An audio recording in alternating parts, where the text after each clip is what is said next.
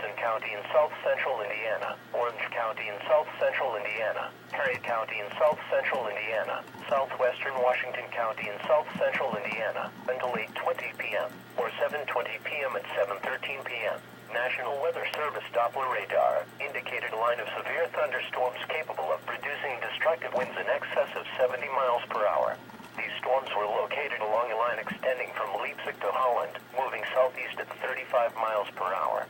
Severe thunderstorms will also impact Tell City, Paoli, Salem, Jasper, English, Brownsville and Huntingburg Airport, Smedley and Rush Creek Valley, Hitchcock, and Highland, Helene and Tazewell. Repeating, a severe thunderstorm warning has been issued until 8:20 p.m. or 7:20 p.m. for the following counties in Indiana: Du Bois and Perry,